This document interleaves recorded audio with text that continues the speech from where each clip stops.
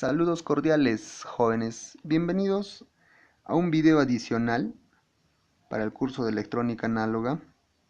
Continuaremos con las aplicaciones con diodos y los reguladores. Este problema establece calcular los valores de la resistencia R1 cuando yo tengo un circuito regulado por un diodo Zener y mi carga consume en algunos momentos 5 amperios y otras cargas que consumen 20 miliamperios. Entonces hay que diseñar qué valores tendrá esta resistencia cuando yo quiera tener cargas de 5 miliamperios o 20 miliamperios. Vemos que aquí tenemos la ley de Kirchhoff, ¿sí? En paralelo las corrientes se suman, por ende la corriente de la resistencia sería la suma de la rama de la corriente que circula por el Zener más la corriente que circula en la resistencia. Eso vamos adelantando. Listo, empezamos entonces.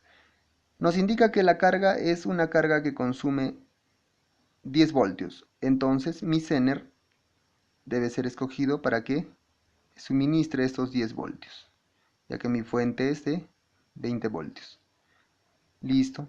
Entonces podemos averiguar cuál es el voltaje que va a consumir la resistencia, ¿sí? Tenemos acá 10 voltios y aquí 20 voltios. Entonces el voltaje en la resistencia 1 sería el voltaje en la fuente menos el voltaje Zener. Entonces tendríamos 10 voltios. 20 menos 10, 10 voltios. Listo.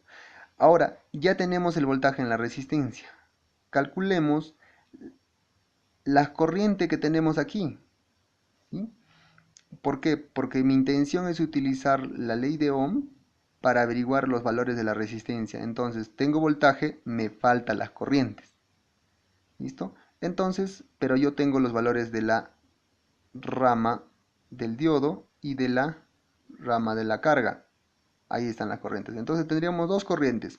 Una corriente en la resistencia mínima, cuando la corriente en la carga sea mínima, y una corriente en la resistencia que sea máxima cuando en la carga sea máxima. Entonces, la corriente mínima sería la corriente en el Zener, que es 10 miliamperios, más los 5 amperios, 15. La corriente máxima es la corriente del Zener, más los 20 miliamperios. Entonces vemos que tenemos una corriente mínima en la resistencia y una corriente máxima en la resistencia de 15 y 30. Teniendo el voltaje, teniendo las corrientes, puedo averiguar valores de resistencias. Para calcular las resistencias, los valores, para calcular el rango de valores de las resistencias, vemos que tenemos dos valores de corrientes.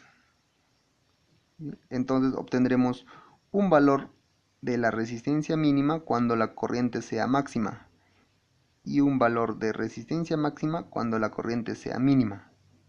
¿Listo? Empecemos. Voltaje 10 voltios. Corriente máxima 30. 10 entre 30 miliamperios me da 333 ohmios. El valor de la resistencia máxima sería 10 entre 15 miliamperios. Tendremos un valor de 666 ohmios. Ya tengo los valores de la resistencia. ¿Listo? Se terminaría mi problema. Yo diseñaría mi fuente regulada con valores de 333 ohmios cuando quiera una carga de 20 miliamperios. Y realizaría una fuente regulada con 666 cuando tenga cargas de 5 miliamperios. En adición, estamos haciendo los cálculos de potencia. Potencia es igual a voltaje por corriente.